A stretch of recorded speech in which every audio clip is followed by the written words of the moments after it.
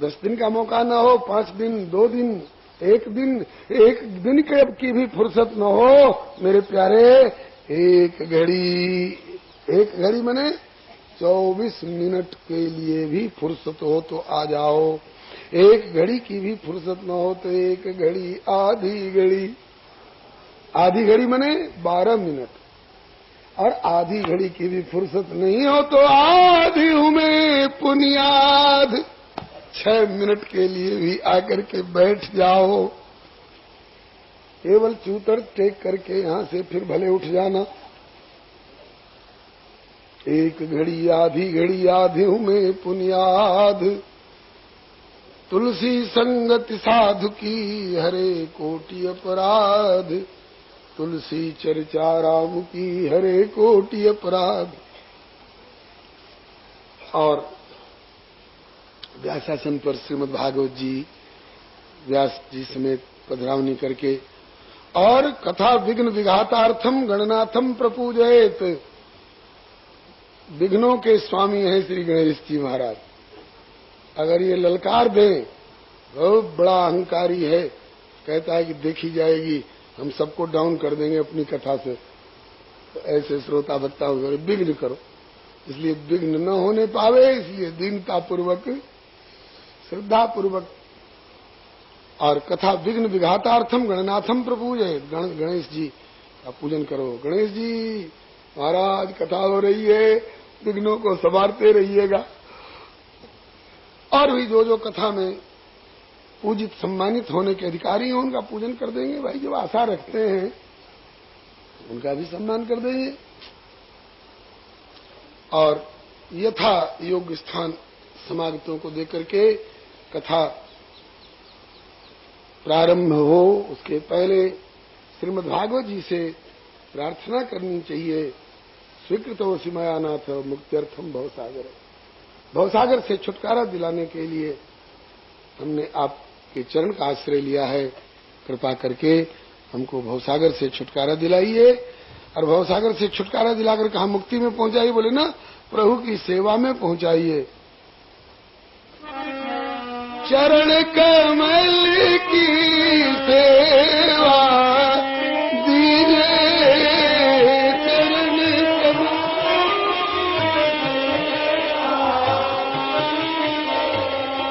चरण कमल की सेवा दीजिए प्रभु।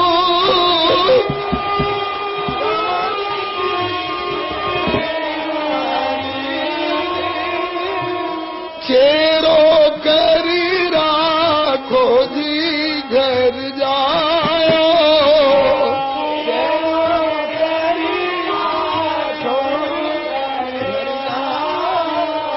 मदन गोपाल शरण तेरी आयो।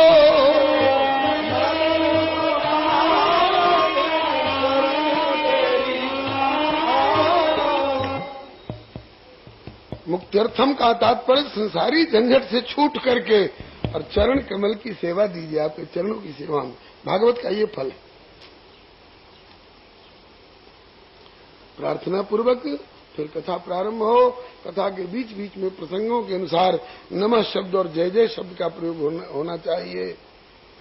श्रीमद् भागवत महापुराण की जय, श्री वेदव्यास भगवान की जय, श्री सुखदेव जी महाराज की, श्री परीक्षित जी महाराज की, श्री गोकर्ण जी महाराज की, श्री सूत जी सोनकादिक जी महाराज की, श्री लाडली लाल की, श्री दाऊ दयाल की जय जयकार। नमः श्री हरे नमः।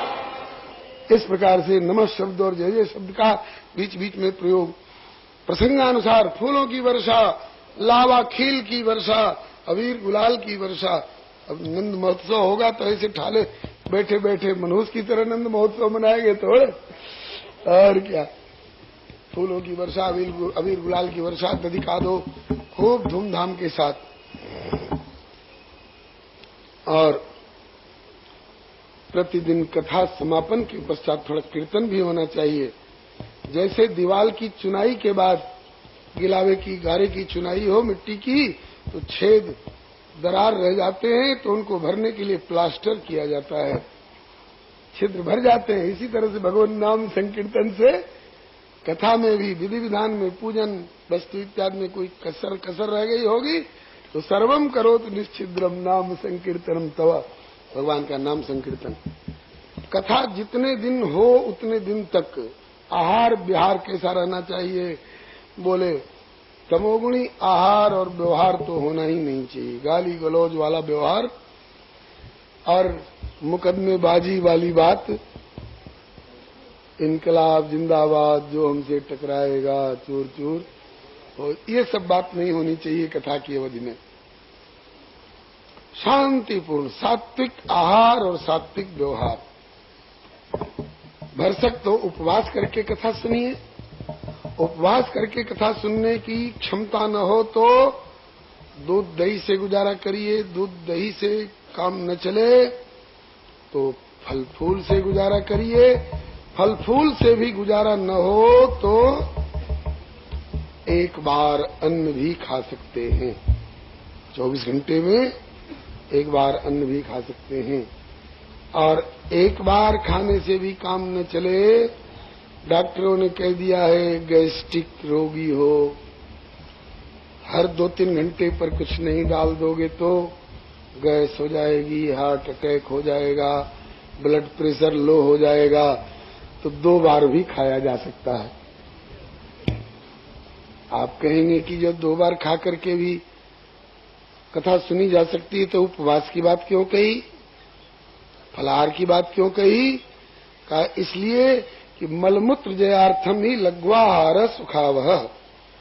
ज्यादा भर पेट अनाज वगैरह खा पी करके बैठेंगे तो टट्टी पेशाब के लिए बार बार उठ के जाना पड़ेगा, सबका ध्यान बटेगा, हम भी उतनी देर कथा नहीं सुन पाएंगे,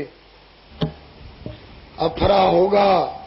और ज्यादा खा के बैठने से झुकनी तो आएगी ही, नींद में आ जाएंगे तब क्या कथा सुनेंगे? और कोई नींद में आ जाता है, बगल वाला कहता है तो ऐसे कहते हैं कि क्यों छेड़ते, हम कोई सो रहे हैं थोड़े, हम तो समाधि का आनंद ले रहे हैं। हाँ कोई कोई ऐसे भी होते, तो बीच बीच में जयकार होती है ना, वृंदावन बिहारी लाल, अचानक चौंक के जगते हैं, क्या हुआ? अरे राम राम। तो ज्यादा भोजन करके बैठने से नींद भी आती है, तो निद्रा का, मलमूत्र त्याग का बार बार उठना बैठना, इसको हटाने के लिए झंझट लघ्वाहार सुखावह।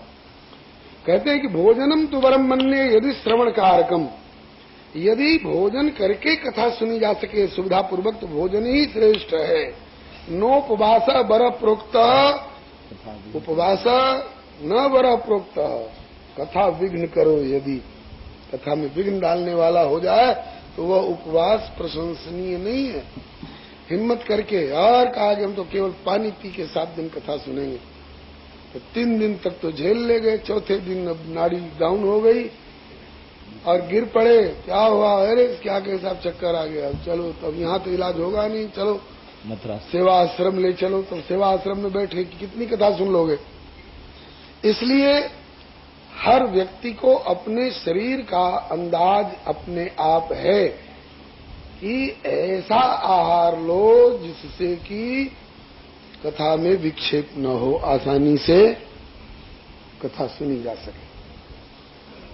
कथा श्रवण के बाद कीर्तन रोज, और कीर्तन के साथ साथ समागतों को कुछ प्रसाद वितरण तुलसी इत्यादि का। और तुलसी वाली बात कह देंगे तो आप लोग दावा कर दीजिएगा कि तब तो तुलसी व्यास गद्दी से देनी पड़ेगी, और धक्का के मारे हम तुलसी बांटना छोड़ चुके हैं, क्योंकि कई जगह लोगों ने कलश गिरा दिया है धक्का के मारे, और खंबा लगता है कि युद्ध कर रहे हैं। इसलिए व्यास गद्दी से कथा के अलावे कुछ भी बांटना छोड़ दिए हैं। और आप लोग जरूरी समझेंगे तो इस मंच के उस कोने से तुलसी बांटी जा सकती है, लेकिन तुलसी चढ़ाइएगा तब न बांटेंगे। कल कई लोगों ने कहा कि महाराज तुलसी, अब देखे तो केवल भोग लगाने भर के लिए 2 पत्ते मुश्किल से मिले थे। श्री हरे। आइए, इसके बाद जब 7वें दिन कथा का विश्राम हो तो श्रीमद् भागवत जी का पूजन, व्यास पूजन, समागत संत महानुभावों का भी पूजन। हाँ, और ये वर्णम पंच विप्राणाम, 5 ब्राह्मणों का वर्ण, ये भी विधान है। कोई विष्णु सहस्त्र नाम का पाठ कर रहे हैं, कोई द्वादशाक्षर का जप कर रहे हैं, कोई महामंत्र का जप कर रहे हैं। और फिर इसके बाद यदि प्रमुख श्रोता गृहस्थ हो तो हवन करें, द्वादशाक्षर से करें, श्रीमद् भागवत के श्लोकों से करें, पूरा नहीं तो दशम स्कंद के श्लोकों से, उतना भी नहीं तो रास पंचाध्यायी के श्लोकों से, उतना भी नहीं तो गोपिका गीत के श्लोकों से, जितना जिनसे बन पड़े। और अगर हवन करने की सामर्थ्य नहीं हो तो किसी ऐसे ब्राह्मण के यहाँ हवन की इतनी ही सी सामग्री पहुंचा दीजिए जिनके यहाँ रोज हवन होता हो। और यदि श्रोता विरक्त हो तो गीता वाच्या परे, अगले दिन गीता का पाठ कर लेंगे, बस वही उनका हवन हो गया। इस प्रकार से श्री सनकादिक जी नारद जी को श्रीमद् भागवत कथा श्रवण की विधि बतला ही रहे थे। उसी समय में एवं ब्रोति वै तत्र नारदे वैष्णवोत्तमे परिभ्रमण समायातः सुको योगेश्वरस्तदा, योगियों के भी ईश्वर रूप माने जाने वाले श्री सुखदेव जी वहां पर आ गए। तत्राययौ खोड़शवार्षकस्तदा व्यासात्मजो ज्ञान महाधिचंद्रमा कथावसाने निजला पूर्ण प्रेमणा पठन भागवतम शनै शनै। धीरे धीरे श्रीमद् भागवत का श्लोकों का पाठ करते हुए एक क्षण भी श्रीमद् भागवत छोड़ते नहीं है श्री सुखदेव जी। रास्ता चले जा रहे हैं और प्रेमणा पठन भागवतम शनै शनै, धीरे धीरे पाठ करते जा रहे हैं। कैसे? जैसे जानवर एक बार तो लड़ावनी में जो कुछ डाला गया उसको जल्दी जल्दी खा लेते हैं, आप फिर अकेले में बैठते हैं तो जुगाली करते रहते हैं। ऐसे ही ये महापुरुष लोग कथा की और कथा के श्लोकों की, सिद्धांतों की और उन लीला चरित्रों की, प्रभु के नाम रूप लीला धाम की, गुणगणों की जुगाली करते रहते। ऐसे श्री सुखदेव जी महाराज आ गए और श्री सुखदेव जी को बहुत ऊंचे सिंहासन पर पधराया गया। श्री सुखदेव जी ने अपने श्रीमुख से श्रीमद् भागवत की महिमा का गान किया। ये श्रीमद् भागवत परम रस स्वरूप है, अमृत द्रव से संयुक्त है। अमृत द्रव माने अमृत तत्व भगवत तत्व है और उस भगवत तत्व से संयुक्त है। रसो वैसा, परमात्मा ही रस है। बहुत लोग कहते हैं अमर कथा, अमर कथा, तो अमर कथा कोई एक पार्टिकुलर कथा होगी। हमको तो लगता है कि भगवत कथा ही अमर कथा है। भगवत नाम रूप लीला धाम से संबंधित जो कथा है वही अमर कथा है। कथा भी अमर है और कथा कहने वाले कागभुसुंडी जी और सनकादिक जी भी अमर हैं और इनके श्रोता भी अमरत्व को प्राप्त हो जाते हैं। ध्रुव जी मरे, शरीर छोड़े बिना शरीर आज तक विराजमान है ध्रुव पद पर। श्री कबीर जी शरीर छोड़े, तुकाराम जी शरीर छोड़े, श्री चैतन्य महाप्रभु जी शरीर छोड़े, श्री मीरा दीदी ने शरीर छोड़े, नहीं, केशवा पुरुषालोके येषाम हृदि न केशवा, और केशवार्पित सर्वांगा न सवा न पुनर्भवा। तो श्री सुखदेव जी कहते हैं निगम कल्प तरोर्गलितम फलम सुखमुखाद अमृत द्रव संयुतम पिबत भागवतम रसमालयम मुहुरहो रसिका भूवि भावुका। हे पृथ्वी पर के भावुक रसिको, यह श्रीमद् भागवत क्या है? वेद रूपी कल्प वृक्ष का अत्यंत परिपक्व परिगलित रसमय फल है। इसमें न छिलका है न गुठली है, इसमें रस ही रस है। इसलिए पिबत भागवतम रसमालयम, भागवतम रसम पिबत, कब तक? बोले आलयम लय पर्यंतम पिबत, फिर बताया कि ये प्रोज्झित कही तो परम धर्म का निरूपण करने वाला ग्रंथ है और तीनों तापों को उन्मूलन कर देने वाला है। इनका श्रवण करने से तो कहना क्या, शुश्रूष भी श्रोतुम इच्छत भी, जिसने इच्छा की कि मैं भागवत सुनूंगा तो सद्यो हृदय रुद्यपेत पितृभि शुश्रूष विस्तक्षणात्, भगवान हृदय में आकर गिरफ्तार हो जाते हैं। ये वैष्णवों का परम धन है, पुराणों का तिलक है, इससे बढ़कर कोई पुराण और ग्रंथ नहीं हो सकता है। और यह रस जो है स्वर्गे सत्य च कैलासे वैकुंठे नास्ते रस अतः पिबंत सद्भाग्या मामा मुंचित करीचित। इस रस को, यह रस सत्यलोक में नहीं है, सत्यलोक माने ब्रह्मलोक में नहीं है, वैकुंठ में भी यह रस नहीं है, कैलाश में भी यह रस नहीं है, स्वर्ग लोक में भी यह रस नहीं है। इसलिए भूमि भाव कहा, भूतल के भाव रसिक लोग इस रस का सतत आस्वादन करते रहे। इस प्रकार से श्री सुखदेव जी श्रीमद् भागवत की महिमा गा ही रहे थे। तब तक एवं ब्रुवाणे सतिवादरायण मध्य सभायाम हरिराविरासित प्रहलाद बल्लुद्धव फाल्गुनादिर्वृत सुरर्षिस्तम पूजयत्यतान। ये तो आप सुने ही हुए हैं कि भगवान भक्ति महारानी के साथ साथ स्वयं भगवान भी बैकुंठ छोड़कर आ गए हैं और भगवान के पार्षद भी आ गए हैं। अब तो सब के सब प्रकट हो गए, भगवान सिंहासन पर प्रकट हो गए और पार्षद लोग सभा में प्रकट हो गए। और सब लोग देख रहे हैं, अरे अचानक ये परिवर्तन, सिंहासन पर साक्षात भगवान विराजमान हो गए। अरे कहा कि भगवान को खुश करने के लिए क्या करें, बोले रसगुल्ला मंगाओ, बर्फी मंगाओ और ये और वो, ना कीर्तन करो। भगवान का रसगुल्ला और बर्फी यही है, कीर्तन करो।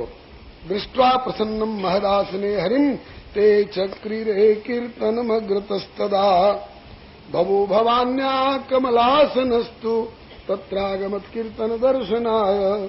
वैसे भगवान की पूजा भी की गई, चंदन लगाया गया, माल्यार्पण हुआ और धूप आरती सब हुआ, लेकिन कीर्तन से भगवान को बहुत ज्यादा प्रसन्नता होती है। इसलिए सबने मिलकर कीर्तन किया। ऐसा मत समझ लेना किसी देश से निकाले गए, घर में जिनको खाने का ठिकाना नहीं, ऐसे लोग आ गए और उनको नाम लिख लो और 8 आना रोज दे दिया करो और अपना हरे रामा हरे कृष्णा करते रहे। केवल ऐसे ही लोगों की चीज है कीर्तन, नहीं। देखिए कैसे कैसे लोग इस कीर्तन में शामिल हो रहे हैं। प्रहलाद तालधारी तरणगत्या उद्धव कांस्यधारी वीणाधारी सुरर्षि स्वर कुशलतया राग करता अर्जुनोभूत इंद्रो वादी मृदंगम जय जय सुकरा कीर्तने ते कुमारा यत्राग्रे भाव भक्ता सरस रचनया व्यास पुत्रो बभूव। प्रहलाद जी करताल बजा रहे हैं और उद्धव जी झांझ बजा रहे हैं, नारद जी खड़े होकर वीणा बजाने लग गए कीर्तन में, इंद्र मृदंग बजा रहे हैं, जय हो की आवाज श्री संकादिक जी कर रहे हैं, जय जयकार। और ये तो रही कीर्तन मंडली। अच्छा, राग करता अर्जुनोभूत, अर्जुन राग करता है। सवेरे का समय है तो भैरव राग में, रात्रि का समय है तो विहाग राग में। तो कहते हैं कि राग करता अर्जुनोभूत, अर्जुन राग रागिनी में कीर्तन छेड़ रहे हैं। अर्जुन इस कीर्तन में, बोले हाँ। अरे अर्जुन तो शरीर छोड़ चुके थे हिमालय में। बोले अर्जुन के शरीर छोड़ने के 260 वर्ष के बाद की घटना है। आगे ये निश्चय किया गया है कि किसने कब कथा सुनी, तो कहते हैं कि 30 वर्ष कलियुग बीता, तब श्री परीक्षित जी ने कथा सुनी है सुखदेव जी के श्रीमुख से। उसके 200 वर्ष और बीतने के बाद श्री गोकर्ण जी ने कथा सुनाई है, तो 230 वर्ष हुआ ना। और उसके 30 वर्ष और बीतने के बाद श्री सनकादिक जी ने नारद जी को सुनाई है। तो कलियुग 260 वर्ष बीत चुका था और इतने ही दिन अर्जुन को शरीर छोड़े हुए हो गया था। और आज 260 वर्ष शरीर छोड़ने के बाद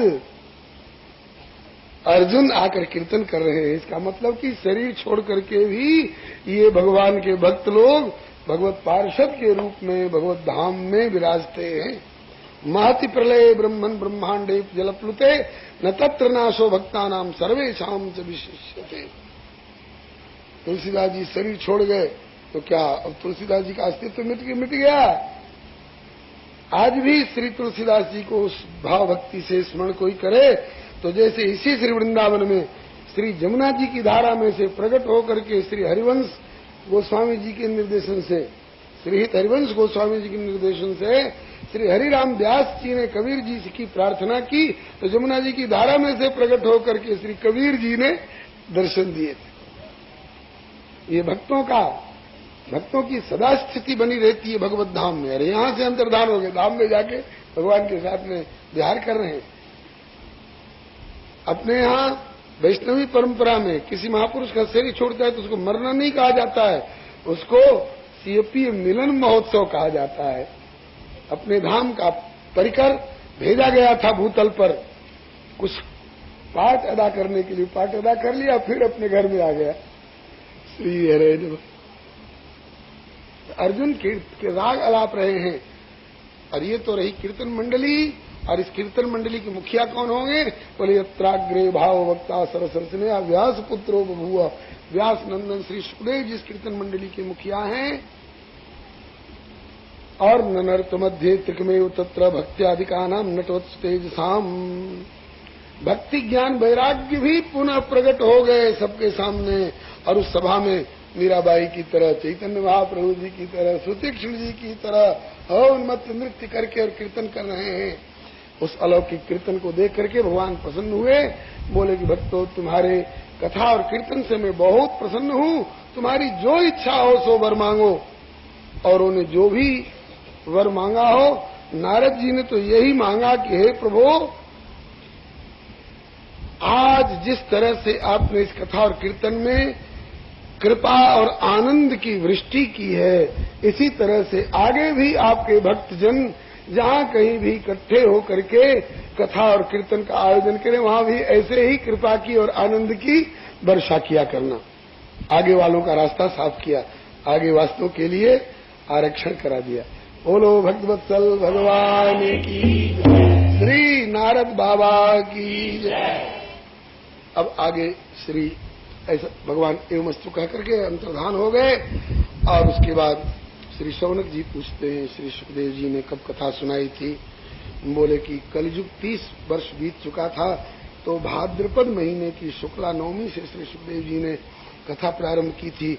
इसके परीक्षित श्रवणांते च कलौ वर्ष शतद्वय 200 वर्ष और बीतने के बाद आषाढ़ मास की शुक्ला नवमी से श्री गोकर्ण जी ने कथा प्रारंभ की थी धुंधकारी के उद्धारार्थ। और उसके भी तस्मादपि कलौ प्राप्ते 63 वर्ष गते सती 30 वर्ष और बीतने पर श्री सनकादिक कुमारों ने नारद जी की जिज्ञासा पर भक्ति ज्ञान वैराग्य की तुष्टि पुष्टि प्रतिष्ठा एवं जीवों के कल्याणार्थ कार्तिक महीना की शुक्ला नवमी से कथा सुनाई थी।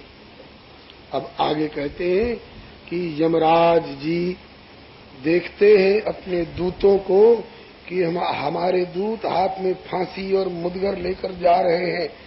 बुलाते इधर आओ, कहाँ जा रहे हो? बोले फलाने गांव में फलाने पापी का शरीर छूटने वाला है, उसकी आत्मा को लाएंगे और आपके यहाँ उसका इलाज किया जाएगा। यत्र दंडेन शुद्धति, पाप का इलाज दंडेन शुद्धति। यमराज जी कहते हैं कि देखो, ऐसे ही सीधे धड़ल्ले से मत पहुंच जाना उसके पास में। चंडू खाने में बैठा हो तो जरूर जा सकते हो, ताश खेल रहा हो तो वहां जा सकते हो, दुनियादारी में इधर उधर भटक रहा हो तो उसके पास जा सकते हो। और कितना भी बड़ा पापी हो, अगर कथा हो रही हो और कहीं वह भी जाकर उस कथा मंडप में बैठ गया हो तो परिहर भगवत कथा सुमत्ता स्वपुरुषमपि विक्षेपास हस्तम बदत यमा किल तस्य कर्ण मूले परिहर भगवत कथा सुमत्तान प्रभुरामन्यनृणाम न वैष्णवानाम परिहर मधुसूदन प्रपन्नान प्रभुरामन्यनृणाम न वैष्णवानाम। भारत पापी भी हो, जिंदगी भर पापी पाप किया हो और आज अचानक जाके कथा में बैठ गया हो, बोले इससे क्या? कथा में बैठ गया हो और उस समय अगर उसका अंतिम समय आया हो तो तुम लोग उसके पास नहीं जा सकते हो। कथा मंडप में यमराजों का क्या काम? दिगंबरों के गांव में धोबी की क्या जरूरत? अरे जिस गांव में दिगंबर लोग रहते हैं, कपड़ा पहनना ही नहीं जानते हैं, वहां धोबी का क्या काम है? और दर्जी का क्या काम है? इसी तरह से जहां कथा के प्रेमी लोग हैं, वहां जमदूतों का क्या काम? इसलिए परिहर भगवत कथा सुमत्तान प्रभु नृणाम न वैष्णवानाम, मैं और लोगों का शासक जरूर हूं, लेकिन वैष्णवों के ऊपर मेरा शासन नहीं है। वैष्णवों को तो मैं प्यार करता हूं भागवताचार्य होने के नाते।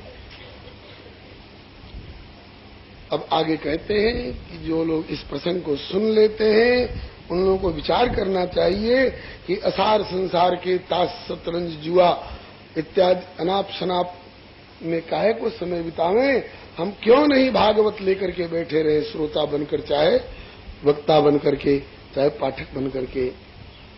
और जो श्रीमद् भागवत को नियम पूर्वक धारण करता है, सुनता है, सुनाता है, मुक्ति तो उसकी मुट्ठी में होती है। अरे भगवान उसके यहाँ गिरफ्तार होते हैं। एताम यो नियततया शृणोति भक्त्या श्चैनाम कथेत शुद्ध वैष्णवाग्रे तौ सम्यक विधिकरणात् फलम लभेते याथार्थ्यान नहीं होने की मुक्ति साध्यम। इति श्री पद्म पुराणे उत्तरखंडे श्रीमद् भागवत महात्म्ये श्रवण कथनम नाम षष्ठोऽध्याय समाप्तमिदं श्रीमद् भागवत महात्म्यम। हरि ओम तत्सत। बोलिए भक्तवत्सल भगवान की जय। श्रीमद् भागवत महापुराण की जय। अब तक आप लोग श्रीमद् भागवत महापुराण के महात्म्य कथा सुन रहे थे। अब मूल कथा में आपका प्रवेश होने जा रहा है। अथ श्रीमद् भागवते महापुराणे पारमहंस्याम संहितायाम प्रथम स्कंधे प्रथमोध्यायः जन्माद्यस्य तोन्नयादितरतश्चार्थेष्वभिज्ञ स्वराट् तेने ब्रह्म हृदय आदिकवये मुह्यन्ति यत्सूरयः तेजो वारिमृदां यथा विनिमयो यत्र त्रिसर्गो मृषा धाम्ना स्वेन सदा निरस्तकुहकं सत्यं परं धीमहि धर्मः प्रोज्झितकैतवोऽत्र परमो निर्मत्सराणां सतां वेद्यं वास्तवमत्र वस्तु शिवदं तापत्रयोन्मूलनम्। श्रीमद्भागवते महामुनिकृते किं वा परैरीश्वर सद्यो हृद्यवरुद्धिते प्रकृतिभिः शुश्रूषुभिस्तत्क्षणात् निगमकल्पतरोर्गलितं फलं सुखमुखादमृतद्रवसंयुतं पिबत भागवतं रसमालयं मुहुरहो रसिका भुवि भावुकाः नैमिषे निमिषक्षेत्रे ऋषयशौनकादय सत्रं स्वर्गाय लोकाय सहस्रसममासत त एकदातु मुनेः प्रातर्हुतहुताग्नेयः सत्कृतं सूतमासीनं पप्रच्छुर्दमादरात्। बोलिए भक्तवत्सल भगवान की जय। गोविंदा गोविंदा गोपाल जी भज मन राधे गोविंदा। गोविंदा गोविंदा गोपाल जी भज मन राधे गोविंदा। राधे गोविंदा भजो बाल मुकुंदा। राधे गोविंदा भजो बाल मुकुंदा। नंद जसोदा जी के लाल जी भज मन राधे गोविंदा। नंद यशोदा जी के लाल जी भज मन राधे गोविंदा। गोविंदा गोविंदा गोपाल जी भज मन राधे गोविंदा। गोविंदा गोपाल जी भज मन राधे गोविंदा। मणि के मुकुट पर मोर की पखियां। मणि के मुकुट पर मोर की पखियां। मदन मोहन की कृपा भरी अखियां। मदन मोहन की कृपा भरी अखियां। चितवत करत निहाल जी भज मन राधे गोविंदा। चितवत करत निहाल जी भज मन राधे गोविंदा। गोविंदा गोविंदा गोपाल जी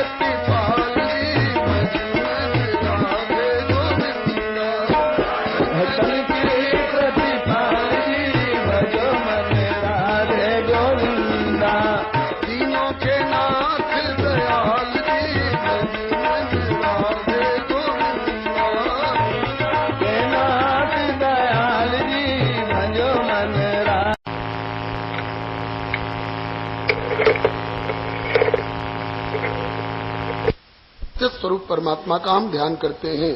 कैसे परम सत्य स्वरूप परमात्मा?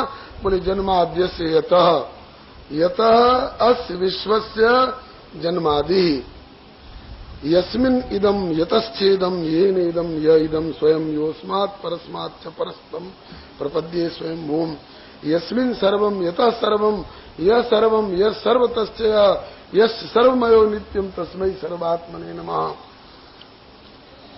जन्माद्यस्य यतः अस्य विश्वस्य जन्मादि, जहां से इस विश्व का प्रादुर्भाव, आदि कहने में, जन्म कहने में प्रादुर्भाव और आदि कहने में पालन संचालन एवं व्यवस्था और सारी संहार इत्यादि सारी क्रियाएं, जिसको कल आप लोगों ने सुना विश्वोत्पत्त्यादि हेतवे, विश्व की उत्पत्ति इत्यादि के एकमात्र हेतु जो निमित्त कारण भी है, उपादान कारण भी है, ऐसे परम सत्य स्वरूप परमात्मा का हम ध्यान करते हैं।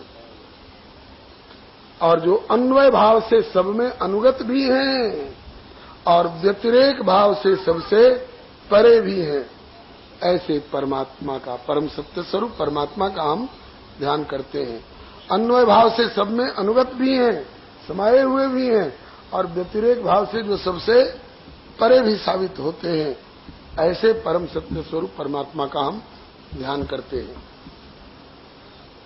सर्वरहित और फिर भी सब उर्पुरवासी, सदा सर्वगत सर्व उरालय, बसस सदा हम कहूं परिपालय। इस समय आपसे पूछा जाए, हे वृंदावन वासियों, इस समय सूर्य नारायण कहाँ हैं, तो आप लोग कहाँ बताइएगा? वृंदावन में बताइएगा ना। और इसी समय टेलीफोन करके, हेलो कलकत्ता वालों, इस समय 10:30 बज रहे हैं, इस समय सूर्य नारायण कहाँ हैं, तो कलकत्ता वाले वृंदावन में बताएंगे। कलकत्ता वाले कहेंगे कि ठीक कलकत्ता के सामने। और इसी समय ट्रंक कॉल करके पश्चिम के बंबई वालों से पूछे, हेलो बंबई वालों, 10:30 बज रहे हैं, इस समय सूर्य नारायण कहाँ हैं, तो बंबई वाले कहाँ बताएंगे? बंबई में बताएंगे। तो एक ही सूर्य एक ही समय में कलकत्ता में भी है, वृंदावन में भी है, बंबई में भी है। और वृंदावन वाले लोगों से भी पूछिए, हेलो बंसी बट वालों, इस समय सूर्य नारायण कहाँ हैं, तो कहाँ बताएंगे? किशोरपुरा में बताएंगे कि छठीकरा रोड पर बताएंगे? वो कहेंगे कि बंसी बट में। और विद्यापीठ वालों से पूछिए तो कहाँ बताएंगे? विद्यापीठ। और सराफा बाजार वालों से पूछिए तो सराफा बाजार बताए। हर नगर में है, हर मोहल्ले में है। और एक मोहल्ले के हर आंगन वालों से पूछिए कि किसके आंगन में इस समय सूर्य हैं, तो क्या बताएंगे लोग? हमारे आंगन में है। और एक आंगन के 50 बर्तन में पानी भर दीजिए और हर बर्तन के साथ एक एक आदमी लगा दीजिए और पूछिए, हेलो बर्तन वालों, किसके बर्तन में सूर्य नारायण हैं? तो हर व्यक्ति कहेंगे कि हमारे बर्तन में सूर्य हैं। अच्छा, इसका मतलब कि वो सब में हैं, सबके साथ हैं। बोले हाँ, जब आपके इतने नजदीक हैं कि आपके शहर में भी हैं, आपके मोहल्ले में भी हैं, आपके आंगन में भी हैं, आपके थाल में भी हैं, तो जरा उनको पकड़ के लाइए, हमारे सामने जरा खड़ा करिए, हम भी उनको नजदीक से देखना चाहते हैं। तब क्या कहिएगा? वो तो हमसे इतने दूर है कि हम उनको छू नहीं सकते, पकड़ना तो दूर। इसी तरह से अन्वय भाव से वो सब में अनुगत भी हैं और व्यतिरेक भाव से सबसे परे भी। ऐसे परम सत्य स्वरूप परमात्मा का हम ध्यान करते हैं। अर्थे स्वभिज्ञ, समस्त अर्थों के एकमात्र ज्ञाता है वो। हमें तो आज दिल्ली में क्या घटना घटी, इसके लिए रेडियो ट्रांजिस्टर का सहारा लेना पड़ता है ना, समाचार पत्रों का सहारा लेना पड़ता है, टेलीप्रिंटरों का सहारा लेना पड़ता है। लेकिन परमात्मा को कुछ भी, किसी भी कोने में क्या हो रहा है वो सब जानने के लिए किसी का भी कुछ सहारा लेने की आवश्यकता नहीं है। वह सर्वज्ञ है, सर्वव्यापी है, सर्वज्ञ है और स्वराट है। स्वराट माने राष्ट्रपति तो जो संसद से पारित होकर आया उसको मानने को बाध्य है, लेकिन परमात्मा अरे अनंत अनंत ब्रह्मांड के ब्रह्मांडपति ब्रह्मा भी नाक रगड़ते रह जाए कि आपको ऐसे नहीं ऐसे करना होगा, तो वह उसको मानने को बाध्य नहीं है। स्वराट है, स्वराट मने स्वराट शब्द की व्याख्या गोस्वामी जी ने की है नारद जी के मुख से। परम स्वतंत्र न सिर पर कोई, भावे मन ही करहु तुम सोई। सूर्य नारायण स्वतंत्र नहीं है, स्वराट नहीं है, इन्हें तो उस परमात्मा के अधीन समय पर इतना बजकर इतना मिनट पर उदय होना पड़ेगा और इतना बजकर इतना मिनट पर अस्त होना पड़ेगा। तो सूर्य प्रकाश कर तुम समर्थ तो हैं, लेकिन प्रकाश अकर तुम समर्थ नहीं है। वो चाहे सूर्य नारायण की 10 दिन के लिए हम हड़ताल पर जा रहे हैं नोटिस दे दें, ये सूर्य के लिए संभव नहीं है। लेकिन परमात्मा ने सृष्टि रचाई, पालन संचालन किया, संहार कर दिया, उसके बाद फिर रचावे रचावे नहीं रचावे, उनको कोई बाध्य नहीं कर सकता है। वे स्वराट हैं। और दूसरा स्वराट का भाव आजकल हर 5वें वर्ष हम फलाने को कान पकड़ के कुर्सी से उतार दिए और बहुमत बटोर कर फलाने को चुन के बिठा दिए, तो जो इसको बिठा दिए वो राजा कहलाने लगा और जिसको कान पकड़ के निकाल दिया वो भूतपूर्व कहलाने लगा। ये भूतपूर्व कहलाने की और चुनाव में सक्सीड कर जाने की झंझट भगवान के साथ नहीं है। कोई माने चाहे मत माने, उसके बारे में सारे संसार का बहुमत आप उसके खिलाफ जुटा लीजिए तो भी उसकी भगवत्ता सत्ता महत्ता में कोई अंतर नहीं पड़ता है। वह स्वराट है, किसी के द्वारा चुना हुआ भगवान नहीं है कि आज से हम सब लोग मिलकर बहुमत बटोर कर आपको भगवान के रूप में चुनते हैं कि आज से आप भगवान घोषित किए गए तब भगवान साबित होंगे। नहीं, वो नित्य सिद्ध स्वतः भगवान है। और मुह्यंत यत् सूर्य, जिसके संबंध में बड़े बड़े सूर्य माने विद्वान ज्ञानी लोग भी मोह में पड़े रहते हैं। वह क्या है, कैसा है, कब से है, कहां से है, कहां तक है, कितना है, इसके संबंध में कोई आकलन आज तक न कर सका है, न कोई कर सकेगा। हिमालय की सबसे ऊंची चोटी एवरेस्ट, उसकी ऊंचाई तेनसिंह बता सकते हैं। वेस्ट इंडीज का पता वास्को डी गामा और कोलंबस बता सकते हैं, लेकिन आकाश कहां से प्रारंभ हुआ है और आकाश का अंतिम छोर कहां है, कोई बता सका है? कोई बता सकेगा?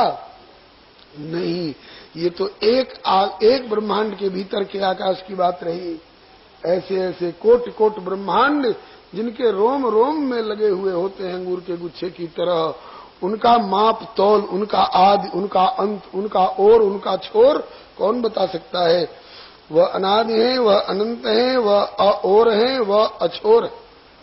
उनका अथ नहीं है और उनकी इति नहीं। मुह्यंत यत् सूरय। अगर कोई कहता है कि मैंने उसको पूरा पूरा जान लिया, तो श्रुति भगवती कहती है कि तुमसे बड़ा मूर्ख दुनिया में कोई नहीं। अरे जिसको आज तक कोई नहीं जान सका, तुमने कैसे दावा कर दिया कि मैंने उसको जान लिया और पूरा पूरा जान लिया? जो असीम है, जो अनंत है, उसको उसका अंत नहीं जानना ही उसको सही रूप में जानना है। यस्या मतम तस्य मतम, मतम यस्य न वेद स। श्रुति भगवती कहती है, जिसने उसके बारे में अपना मत दिया कि मैंने उसको जान लिया, यहां से शुरू हुआ है और वहां तक है, फलानी तारीख से उसकी शुरुआत हुई और फलानी तारीख में उसका खात्मा हो जाएगा, तो कहते हैं कि मूर्ख तो बिल्कुल नहीं जानता है। तो उसी तरह से अपना विचार दे रहा है, जैसे किसी कुआं में पड़े हुए एक मेढक से पूछा गया संसार कितना बड़ा है, तो उसने अपना दोनों पांव फैलाया और दोनों हाथ फैला, कहा इतना बड़ा। अरे मूर्ख, उससे बड़ा तो तेरा कुआं है जिसमें तू रह रहा है। और ऐसे ऐसे कितने कुआं जिस पृथ्वी में, और ऐसी ऐसी कितनी पृथ्वी जिस आकाश में लटकी डोले, उसका तो क्या था बताएगा। सबसे कम उड़ने वाला मच्छर और सबसे अधिक उड़ने वाले गरुड़ जी, आज तक न मच्छर बता सका है न गरुड़ जी बता सके हैं आकाश का और छोर। काकभुसुंडी जी कहते हैं कि तुम ही आदि, हे गरुड़ जी तुम ही आदि खग मसक प्रजंता, नभ उड़ाही नहीं पावही अंता, तिमि रघुपति महिमा अवगाहा, तात कबहू को पाव की था। उसकी था नहीं पाई जा सकती है। स्वामी श्री विवेकानंद जी से भारत की दक्षिणी यात्रा में किसी ने पूछा व्हाट इज गॉड, ईश्वर क्या है? उन्होंने बताया कि जितना हम जानते हैं वह, और जितना हम नहीं जानते हैं वह, समस्त का जो योग है वही ईश्वर। तो जितना हम जानते हैं उसकी सीमा हो सकती है, और जितना हम नहीं जानते हैं उसकी कोई सीमा नहीं। वह असीम है, वह अनंत है, वह अनादि है, वह अनंत है। तो उसको कोई नहीं जान सकता। बोले कि जान सकता है। कौन जान सकता है? बोले सोई जाने दे देव जना, जिसे वह जना दे वह जान सकता है। नायमात्मा प्रवचने न लभ्य न मेधया न बहुना श्रुते न जमई वेश वृणते तेन लभ्य तस्सेष आत्मा विवृते तनुम स्वाम।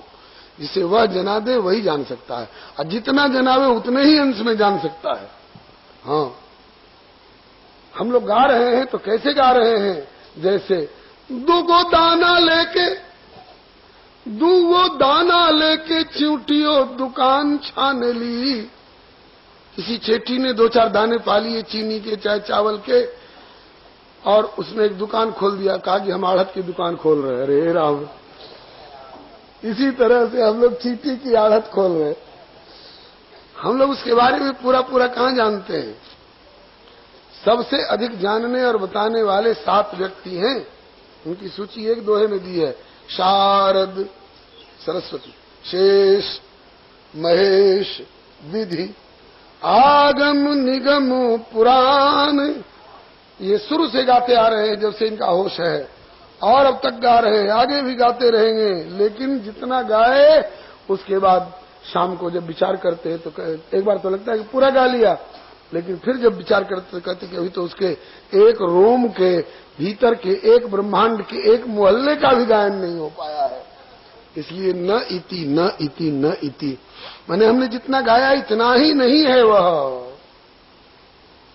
शारद शेष महेश विधि आगम निगम पुराण, नेति नेति कही जास गुण करहि निरंतर गान। तो यत सूर्य अभिमुह्यंती, जिसके संबंध में बड़े बड़े ज्ञानी भी मोह में पड़े रहते हैं। और जानता कौन है? बोले जिसको वह जना दे। किसी को जनाया? बोले तेने ब्रह्म हृदय आदि कवे, जिन्होंने ब्रह्म हृदय में मोह में पड़े हुए ब्रह्मा को चतुश्लोकी भागवत के द्वारा अपनी माया के, इस पंचीकृत ब्रह्मांडात्मक जगत के, इसके कार्य रूप के और इसके कारण रूप के सारे रहस्य बताए थे, तब ब्रह्मा जान सके थे। वो अभी थोड़ा सा जान सके थे। तेजो वारि मृदाम यथा विनिमयो यत्र त्रिसर्गो मृषा। इस पंचीकृत ब्रह्मांडात्मक जगत में आकाश, वायु, जल, अग्नि, पृथ्वी इत्यादि पंच महाभूत सब में अनुगत हैं एक दूसरे में।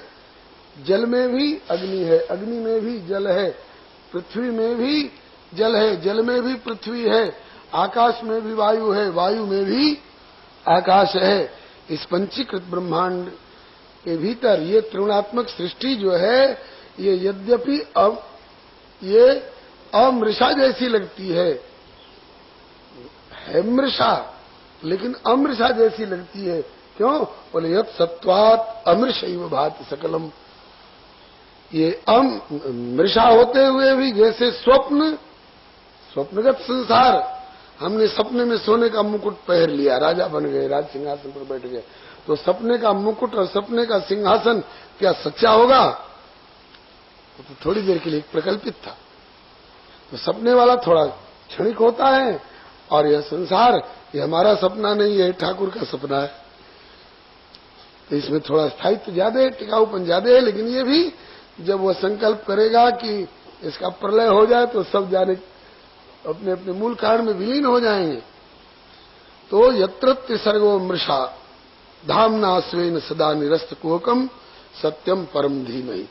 जिनके निकट कभी माया जन्य मोह ममता अज्ञान रूप अंधकार जा ही नहीं सकता है, जिनके पास तमोगुण रजोगुण की कौन कहे, सत्वगुण भी जिनको कभी छू नहीं सकता है, ये प्राकृतिक 3 गुण जिनसे बहुत नीचे रह जाते हैं, ऐसे परम सत्य स्वरूप परमात्मा का हम ध्यान करते हैं। ये तो सृष्टि परक भी अर्थ किया जाता है, और अपने ब्रज मंडल के जो रसिक, ब्रज लीला के अनन्य रसिक उपासक महान भाव हैं, इसी में जन्माद्यस्य से कन्हैया जी के प्रादुर्भाव की भी लीला का वर्णन करते हैं। और वहां की छोरी यहां ले आओ और यहां का छोरा वहां पहुंचा दो, तो ये आदान प्रदान वाली लीला भी इसी श्लोक में।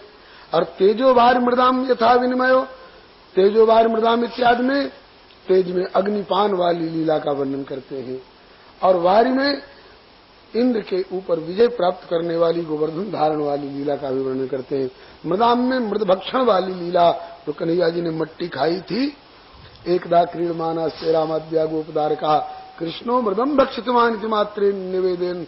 ये समस्त लीलाओं का भी इस श्लोक में हमारे रसिकाचार्य महान भाव दर्शन करते हैं। विशेष करके गौड़ी वैष्णव दर्शन वाले महान भाव लोग, श्री विश्वनाथ चक्रवर्ती पाद इत्यादि महान भावों ने इसका लीला परक अर्थ भी किया है। वैसे संसार भी भगवान की एक लीला ही है, लीला वैभव ही है। श्री हरे नमः। अब दूसरे ये पहले श्लोक में बताया, ऐसे परम सत्य स्वरूप परमात्मा का हम ध्यान करते हैं। दूसरे श्लोक में श्रीमद् भागवत का प्रतिपाद्य विषय क्या है, हम श्रीमद् भागवत में क्या वर्णन कर रहे हैं, ये श्री वेदव्यास भगवान निरूपण करते हैं। गोस्वामी श्री तुलसीदास जी से पूछा गया, इतना विशाल ग्रंथ रामचरितमानस, जिसको मूल पाठ करने में भी लोगों को 9 दिन लगता है, नवाह पारायण करते हैं गा गा करके, व्याख्या में तो वर्षों का समय भी थोड़ा पड़ जाता है। इस सप्त सोपानात्मक विशाल कलेवर वाले रामचरितमानस कहलाने वाले ग्रंथ में आपने क्या लिखना चाहा है बाबा तुलसीदास जी, आपका प्रतिपाद्य विषय क्या है, आप इसमें निरूपण क्या करना चाहते हैं। चाहे गोस्वामी जी कहते हैं, एहि मह रघुपति नाम उदारा, अति पावन पुराण श्रुति सारा,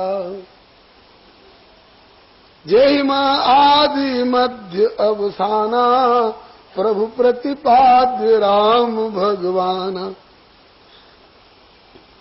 भगवान का नाम रूप लीला धाम इसमें वर्णित है।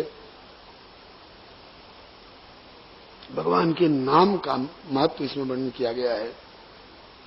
इसी तरह से श्री वेदव्यास जी से पूछा जाए कि आपके इस 18,000 श्लोक वाली परमहंस संहिता में, इस 12 स्कंधात्मक ग्रंथ में, इतने विशाल ग्रंथ में आपने क्या निरूपण करना चाहा है, आपका प्रतिपाद्य विषय क्या है। तो कहते हैं कि धर्म प्रोजित कहितवोत्र परमो निर्मत्सराणाम सताम, निर्मत्सर संतों के द्वारा भी पालन किया जाने लायक प्रोजित कहितव परम धर्म का निरूपण इसमें किया गया है। परम धर्म माने भागवत धर्म, परम धर्म माने भागवत धर्म, भागवत धर्म माने भगवान की भक्ति। जैसे पत्नी के प्रति धर्म, पति के प्रति धर्म, बच्चे के प्रति धर्म, बाप के प्रति धर्म, राजा के प्रति धर्म, प्रजा के प्रति धर्म, मित्र के प्रति धर्म, शत्रु के प्रति धर्म, ये सब व्यावहारिक लोक धर्म है। और परम धर्म बोले आत्मा का परमात्मा के प्रति धर्म। धर्म से सहज स्वभाव और कर्तव्य दोनों का बोध होता है। तो इसमें परम धर्म का निरूपण किया गया है। और परम धर्म भी कैसा परम धर्म बोले प्रोजित कहितव परम धर्म, जिसमें से फटकार करके और कहितव को निकाल बाहर कर दिया गया है। जैसे आपके खेत में से, खलिहान में से अनाज आता है, अनाज की राशि आती है, तो उसमें कुछ धूल कचरा भी होता है, उसमें कुछ गेहूं चना के डंठल भी होते हैं, उसमें कुछ मट्टी की डलियां भी होती हैं। तो उसको क्या किया जाता है, उसको सूप से फटकार करके, झटकार करके और कूड़ा कचरा डली और मिट्टी और डंठल इत्यादि को बाहर के फेंक दिया जाता है और केवल खांटी माल सूप अपने भीतर रखता है। ऐसे ही कहा है, साधु ऐसा चाहिए जैसा सूप सुभाए, सार सार को गई रहे और थोथा दे उड़ा। ऐसे ही थोथा को उड़ा करके, और ग्रंथों में कुछ थोथा भी होगा, कुछ भूसी, डंठल, कंकड़ी भी हो सकती है, लेकिन श्रीमद् भागवत में फटक करके, बीन करके, चुन करके, बरा बरा करके, और खांटी माल है इसमें, खांटी माल है इसमें। भागवत धर्म प्रोज्झित कहितौ, इसमें कपट का लेश नहीं है। कपट किसको कहते हैं? गुरुदेव बताया करते थे, पूज्य श्री भक्तमाली जी महाराज। श्री गुरुदेव भगवान की जय। कपट कहते हैं कि मन में कुछ और हो और वाणी से कुछ और कह रहे हो, इसका नाम कपट है। इसमें उदाहरण देते थे कि मन में तो है कि धन मिल जाए, पुत्र मिल जाए, पद मिल जाए, प्रतिष्ठा मिल जाए, स्वर्ग मिल जाए, हम इंद्र बन जाए, हम ब्रह्मा बन जाए, मन में तो ये है। वाणी से क्या कह रहे हैं? वो भी कहा भगवान के दरबार में क्या कह रहे हैं? बोले अर्थ न धर्म न काम रुचि। बताइए, भगवान के सामने झूठ बोल रहे हैं कि नहीं बोल रहे? जिस समय अर्थ न धर्म न काम रुचि गति न चौन निर्वाण कह रहे हैं, और उसी समय 100 रुपया का नोट गिरा हुआ दिखाई पड़ जाए तो नियत डगमगा जाती है। नियत डगमगा जाती है कि सबकी आंख बचा करके हम ही जेब में धर लें। अरे 100 रुपया का नोट तो बहुत है जी, 58 54 गिरी हो तो 54 पर लोगों की नियत गड़बड़ा जाती है कि हम ही उठा के धर लें। जिनकी नियत 54 पर डगमगा रही है, और वो अगर भगवान से प्रार्थना कर रहे हैं कि अर्थ न धर्म न काम रुचि, तो झूठ बोल रहे हैं, कपट कर रहे हैं भगवान से, कपट कर रहे हैं। अगर मन में है तो साफ कहिए कि बल बुद्धि विद्या देहु मोहि हरहु कलेश विकार। अर्थ न धर्म न काम रुचि गति न चाहो निर्वाण कहने के अधिकारी कौन है? भरत जी हैं, हनुमान जी हैं, लक्ष्मण जी हैं, ब्रज की गोपियां हैं। निज सुख दुख गोपी ना करे विचार, कृष्ण सुख है तो करे सब व्यवहार। अपने सुख की कोई कामना नहीं, वासना नहीं, प्रभु प्रसन्न रहे, प्यारे सुखी रहे। तत्सुखैक तात्पर्यमयी सेवा द्वारा उनको रिझाया जाए। ऐसा व्यक्ति, ऐसा धर्म, उसी का नाम है प्रोज्झित कहितौ परम धर्म। हम भागवत धर्म का पालन कर रहे हैं, हम सेवा कर रहे हैं, पूजा कर रहे हैं, कथा कर रहे हैं, कीर्तन कर रहे हैं, किस लिए? कि हमें पैसा मिले। तो हम प्रोज्झित कहितौ परम धर्म का पालन नहीं कर रहे। यहां तक कि हम मुक्ति की इच्छा रखते हैं कि कथा कहने से हमको मुक्ति मिले, कथा कहने के बाद इसका फल रूप में हमको मुक्ति मिले, अथवा सुनने के बाद इसके बदले में मुक्ति मिले।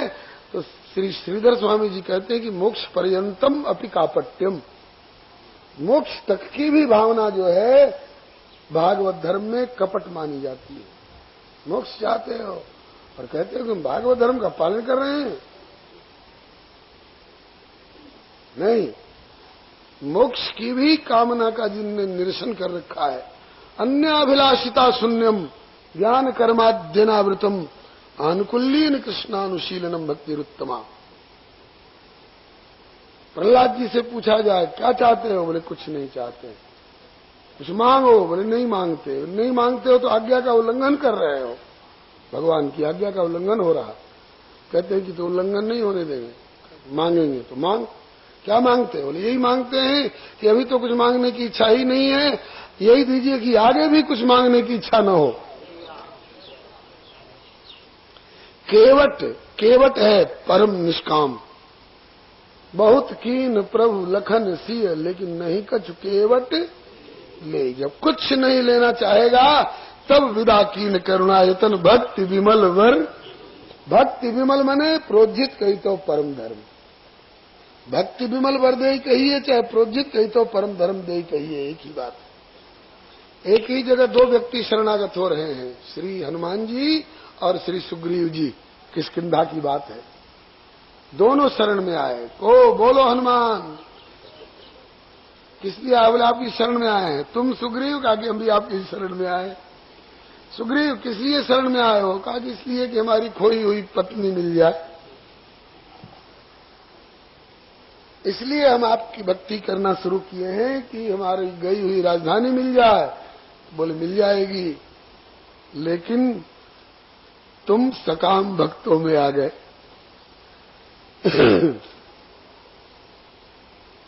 प्रोज्जित कही तो परम धर्म का पालन नहीं हो पाया। लगे रहोगे तो कभी न कभी उरकछ प्रथम वासना रही, लेकिन अब प्रभुपद प्रीत सरित सो बह जाएगी, फिर हो जाओगे फर्स्ट डिविजनर।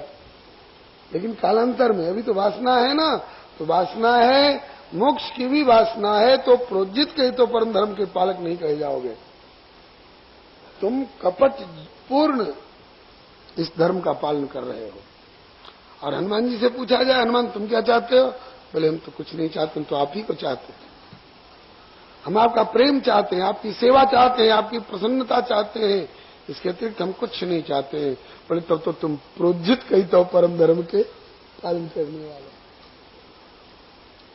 गोपियों से पूछा गया तुमको क्या चाहिए? बोले तुम सुखी रहो। कहा हमारे पेट में दर्द है। कहा कि अभी दवा लाते, और किसी दवा से अच्छा नहीं होगा, तुम अपना चरण धोकर पिला दो तो दर्द छूट जाएगा, हम सुखी हो जाएंगे। बोले अभी चरण धो के पिला देती हूं। कहा कि मैं जगदीश्वर हूं, तुम जीव हो, मेरा चरणोदक शिव जी लेते हैं, और तुम अगर तुम अपना चरणोदक मुझको पिलाओगी तो मेरा तो दर्द छूट जाएगा, लेकिन तुमने जगदीश्वर को पर अपना चरणोदक डाला है, इसलिए नरक जाना पड़ेगा। तो कहती है कि शीश के मोल मिले तो ले लूं, प्रीतम के दुख सारे, उन प्राणों की चिंता क्या जो प्राणनाथ परवारे। एक जन्म क्या कोटि जन्म को हमें नरक मिल जाए, लेकिन मेरे श्याम सुंदर का रोम न दुख ने पाए। कहाँ है अपने सुख की कामना? इसका नाम है प्रोज्जित कही तो परम धर्म। तुम सुखी रहो, हम नरक जाएं। भरत आज रात भर सोए नहीं हो, लेकिन नींद नहीं आई गुरुदेव। क्यों? बोले कि मेरे नाम पर प्रभु बन बन भटकना पड़ रहा है। प्रभु को कैसे अयोध्या लौटे? कहा कि बस इतनी सी बात, मैं अभी लौटाता हूं। बहुरई लखन सी रघुराई, लेकिन बदले में तुम कानन गौ नव दो भाई। तुम दोनों भाई भरत और शत्रुघ्न 14 वर्ष के लिए वन में चले जाओ, तो फिर ये लखन सिंह अभी लौटाता हूं राम लक्ष्मण जानकी को। भरत जी उछल पड़े, बोले कि गुरुजी केवल 14 वर्ष की कौन कहे, कानन करऊं जन्म भर बासु, जिंदगी भर जंगल में रहने को तैयार हूं। यही ते अधिक न मोर सुपासु। इसको कहते हैं प्रोज्जित कही तो परम धर्म। कपट और स्वार्थ का जिसमें लेश नहीं है, केवल तत्सुखैक तात्पर्यमयी सेवा द्वारा उस प्रभु को रिझाया जा रहा है। ऐसे प्रोज्जित कही तो परम धर्म माने परम निष्काम भक्ति का वर्णन इस श्रीमद् भागवत में है। और यह धर्म कैसा है? बोले निर्मत्सराणाम सताम। श्री सुखदेव जी सरीखे निर्मत्सर संत भी इस धर्म का पालन करने में अपना लाभ और गौरव अनुभव करते हैं। निर्मत्सर संत, संतों में मत्सर दोष नहीं होता है। और संत बाना मात्र धारण करने वालों में किसी में अगर हो भी मत्सर, जानते हैं किसको कहते हैं? पर उत्कर्ष असहनम मत्सरा। हमारा एक मंजिला ही क्यों रह गया, हमारे पड़ोसी का 3 मंजिला कैसे हो गया? हमारे यहाँ 2 ही शिष्य हैं, उनके यहाँ सैकड़ों शिष्य आते रहते हैं। हमारे यहाँ एक रिक्शा भी नहीं आता है, उनके यहाँ 25-25 कार क्यों खड़ी है? अगर इस बात से जलन हो गई तो समझिए कि मत्सर इसमें आ गया। मत्सर दोष इसी को कहते हैं। वैसे सही अर्थ में जो संत होगा, भक्त होगा, उसमें मत्सर होता नहीं है, इनमें श्रद्धा होती है। हम तो 1 ही लाख नाम रोज जपते हैं। खबर मिल गई कि हमारे पड़ोस वाले महाराज जी 3 लाख नाम रोज जपते हैं, तो जलन नहीं होगी। मन में आएगा कि चल के उनके चरण चूम लूं ताकि उनकी कृपा से मैं भी 3 लाख पर पहुंच जाऊं। और कदाचित कोई मत्सर वाले हों भी, एक दूसरे को उनका 5 मंजिला बना तो हम 13 मंजिला बनाएंगे, उन्होंने 74 फुट की मूर्ति ऊंची बनाई तो हम 101 फुट की बनाएंगे, होड़ लगा करके। इस साल के